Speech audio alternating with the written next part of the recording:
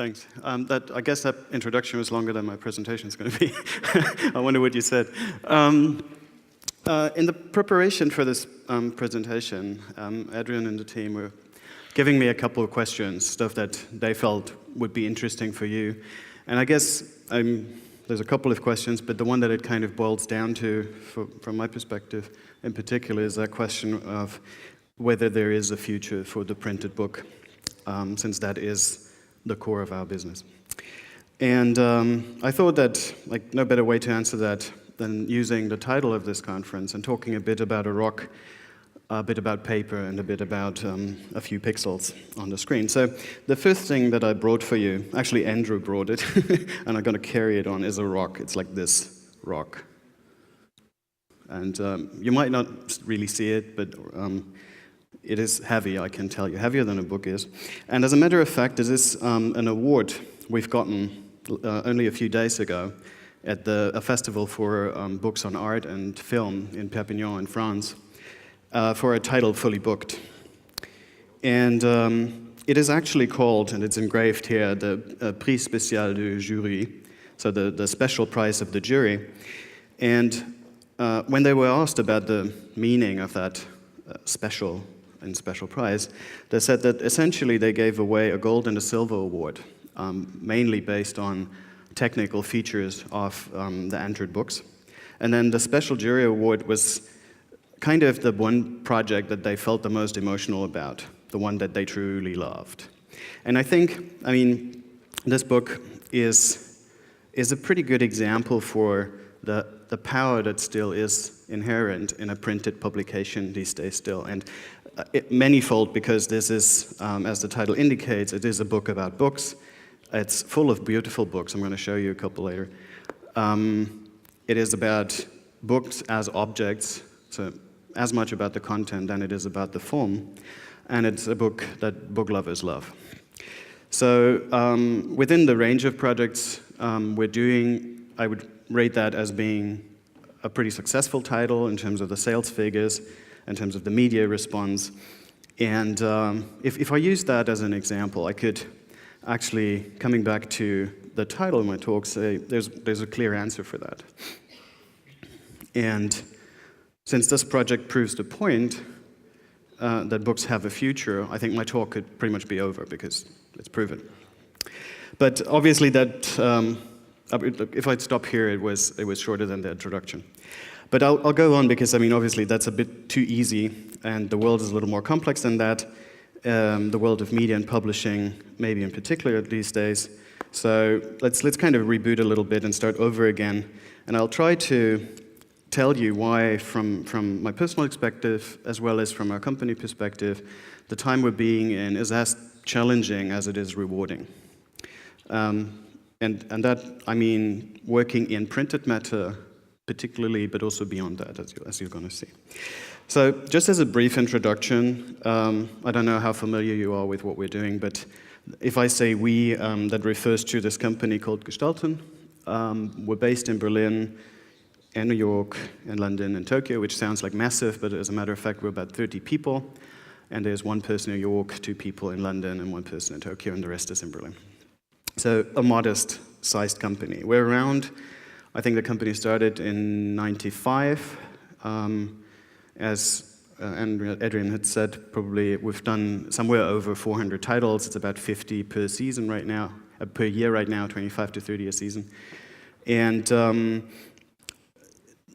the core of the subjects that we're dealing with is anything that we consider contemporary visual culture. And hence is the claim that has been around long enough to actually deserve a redo somehow, but I still think it defines the core of what my daily work is like very well, and it is looking at everything that's happening in visual culture, ranging from architecture to art, from fine art to urban art, graphic design, illustration, fashion photography, everything that could be interesting for someone like you as a potential reader could be turned into a book.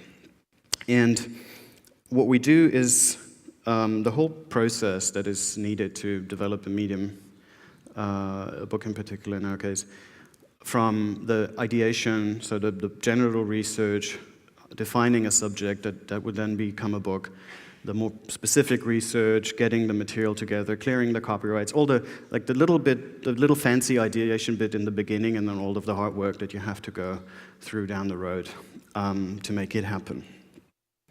We're mainly developing these projects in-house, so the 30 people I was talking about are the people that are actually busy working on that. So the split between those 30 people is between, I think, we're about 5 to 8 people working on the editorial part. Some of them are designers as well, some are coming more from an editorial background, and then it is the project management, production, that's all kind of equally spread, which is nice in the sense that you can learn from everybody's experiences within just a few meters, and it's actually very helpful. We kind of started, and currently we're pushing this a little more, also working with external people, mainly because there are more and more good projects that are brought to us, to our attention, people that have a very specific knowledge or have a specific type of material, that, like archives of designers or artists that approach us, museums that have a show running, brands that have a story to tell. So it's kind of opening up slowly but surely. And I think, even though for most people looking at our program, the biggest appeal is actually the beauty of the book, the biggest asset as a company is the distribution. That's the non-sexy part of it, I'm aware, but our company wouldn't exist anymore if we were not able to make sure that our books are sold in Barcelona and Berlin, as well as Buenos Aires and Beirut. That is, as I said, it's not the glamorous part of the work, but if I travel, and I'm lucky to travel more often, I'm always surprised how these books have reached people in parts of the world that I've probably visited the first time, and how it had an impact, and how for them it actually became an inspiration for their own work. And this kind of distribution power is actually what made that happen when you're talking about a physical object. Up to the point where we also started distributing for other publishers. I decided that I'm not really showing you a lot of book pages. That'd be easy. It's as someone said yesterday, it's like the catalog presentation. So I can just draw pretty images. But I think, going back to how I understood this, the subject of the conference, I'm trying to tell you a little more about the business side and how the paper and the pixel are coming together. I think a very important thing that kind of also distincts us from other publishers is that even though we do print, in the sense that we do books and there are products, we're not printing. A lot of publishers, some of the traditional larger publishers, are print houses as well as editorial and distribution and all that. We're not printing. And that means, from my perspective, that we're much more a content company than a book publishing a business anymore. We're a media company, rather. And we're good at finding content, developing content, telling stories, and whether that turns into a printed book in the end or not does not matter that much, as long as there is a viable business behind it. So the two kind of questions that I'm getting asked the most over for a couple of years or so now is actually the one that I started with, which is the future of the printed book, and then what's the business model for digital content in particular, because that's where everybody is struggling these days. And I think I kind of answered the first questions already, but for the moment I'd like to elaborate on it a little more, because I feel I have a very clear vision for the future of the book, and that is that the ebook is the future. So now you're saying no, can't be, shouldn't be. Oh yes, maybe, whatever your perspective is. In my mind, if I say that, the E doesn't stand for electronic. It's more like as in emotional, as in entertaining, as in enhanced and experienced. It can be electronic as well, but that to me isn't the point. If you try to envision a next generation book publication, it is all about creating an experience from content.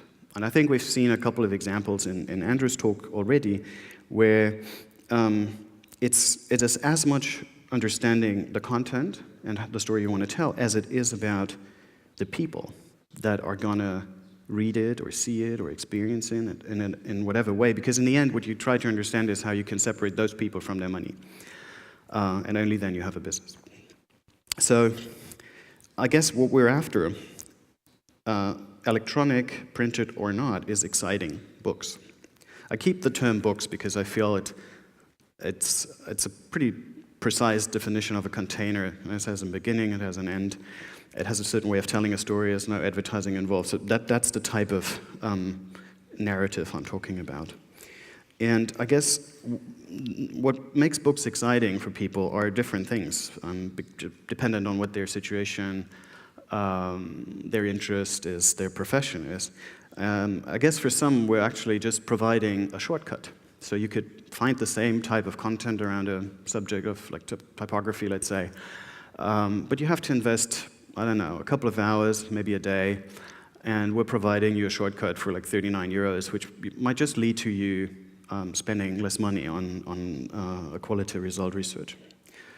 I guess for others, they're happy that we've made a choice, that we narrowed it down, so they're not lost in the overwhelming quantity of good information. We're almost saying like this is important, so even more of a direction, preventing them from being overwhelmed.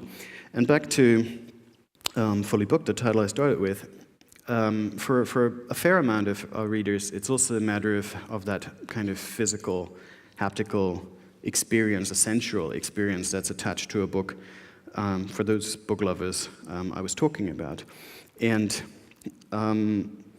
it sounds simple, but it's not always, because some books or some subjects work better in books than others do, obviously. If you do a book on digital design, on like animation, it's almost a contradiction. You might not even want to think about that anymore.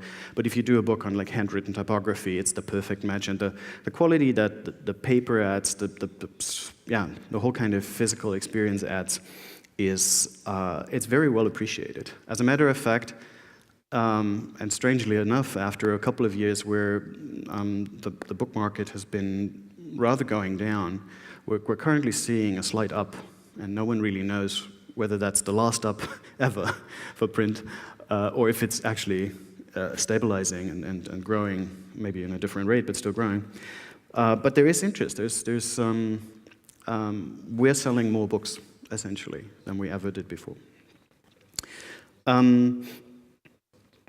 So if we understand this unique emotional value of the printed book, I think it makes sense to just compare for a moment, and just to make it easy, compare a printed book to an iPad application or iPad version, like an EPUB digital book. And I think it's a very obvious difference, but to me, it took a little while to really understand how much of an impact that has. That if you read a book on the iPad or Kindle, whatever your device of choice is, every book is the same size. It kind of has the same weight.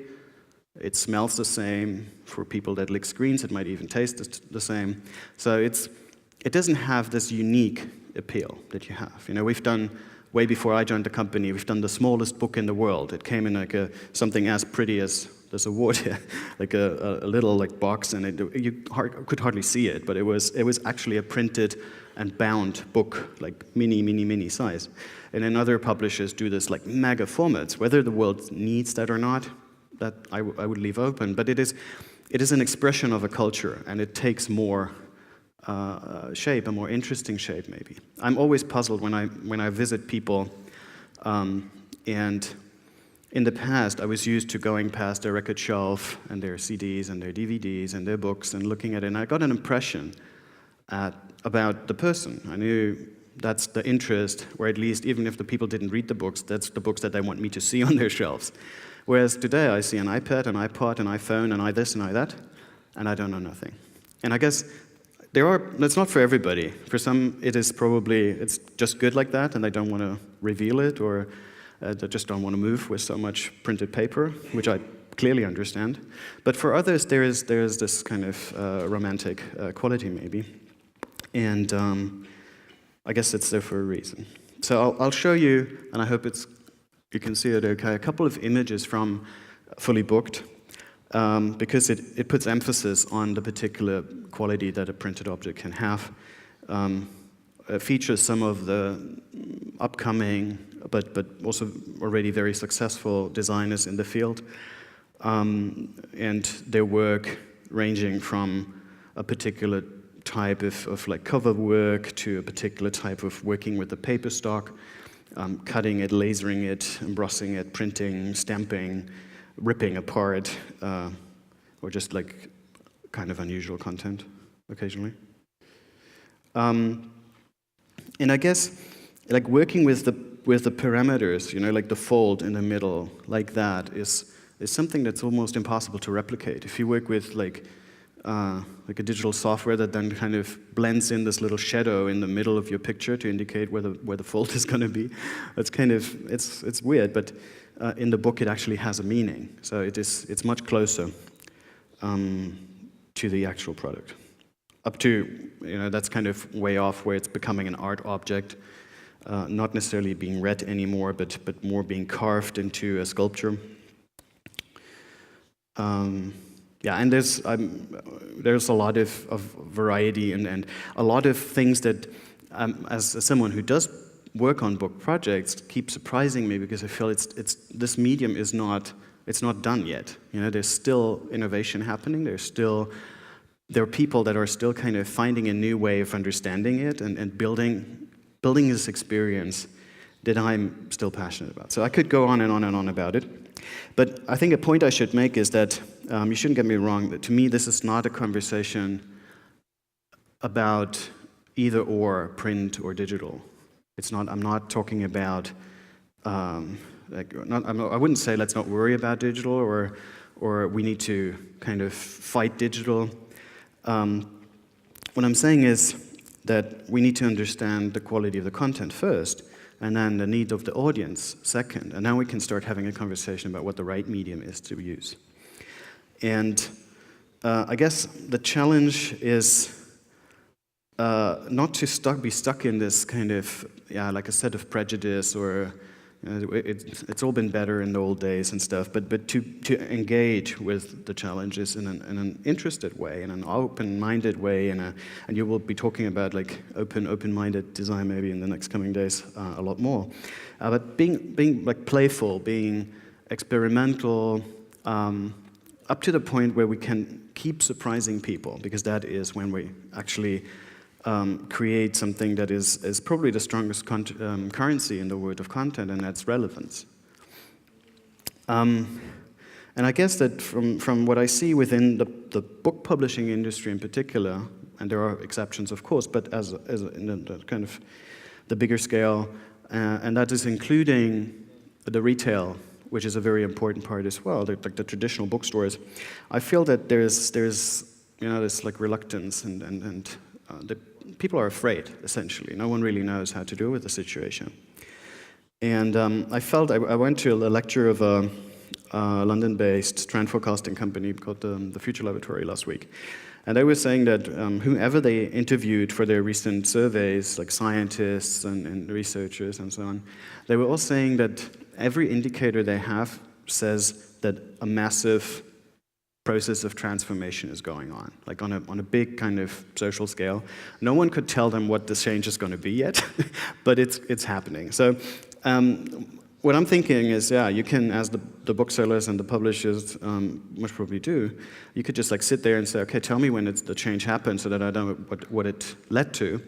Or you can take, and I'm kind of tying into what Andrew is saying to a certain extent here as well, I think, let's not wait for the change to happen. Let's just like take this as a brief or as a challenge. Let's not complain about it, but let's design that change. Like make it happen in a sense and in a way that the outcome is going to be beneficial, interesting, and something that we want to keep living and working for. So, paper versus pixel. If we're talking, I talked a bit about paper. If we're talking pixel, I should probably say that before I got into publishing, I worked in the pixel industry. That is, I worked for, at that time called multimedia agency, brand content and brand communication projects. And back in their days, I read an article by a guy named Jason McCabe Calacanis, a name that I never forgot, really. It's as weird as it is. He did a lot of things, but at that time he ran a publication. It was called the Silicon Alley Reporter, like a publication on the digital scene in New York at that time. And just as a side note, the Silicon Alley Reporter was a 16 pages photocopied newsletter that grew into a 300 pages advertising-financed magazine, and that's all print back in the days. So the title of this article was Has a Website Ever Made You Cry? And I was like, yeah, sure, if it doesn't load properly, I'm like furious. But I guess I came back to that quote a lot because I feel it kind of makes us aware of the fact that there's a different set of emotional values or qualities, or even there's a lack of those in digital, or at least in a part of digital. And I think a lot of websites in particular just don't provide that emotional quality. It's a different way of reading. I'm not spending as much time with it anymore. And again, I'm not saying it's like good or bad, it's different. So if we're not just a book publishing company anymore, but we're a media company, we need to understand this and the set of needs and requirements, and should need to start thinking about possible ways to address that, possible products that we can offer to these people in these situations, so that it could somehow extend our range of products, but could also be in consistency with our brand and self-perception as a traditional publishing company in the past. So, I mean, I'll talk a little bit about the stuff that we're doing so far, but I felt that there are also a couple of other projects, nothing that we've been involved with at all, but just stuff that inspires me, and it kind of stretches out this field or defines the borders, or at least the direction you could go in the field of innovation, where it's like a new way of creating content experiences. And that is not, in my way of looking at it, it's not necessarily happening on a website. It's occasionally happening on a mobile device. Andrew was talking about this narrative that is kind of location sensitive, and you'll only unlock a certain part of the story if you're in that particular location. That's kind of a direction. And then from like where I'm coming from, it was a lot about devices. So it was leaving the screen aside, the keyboard and the mouse, and going more into an object, an interaction, interface, experience beyond the traditional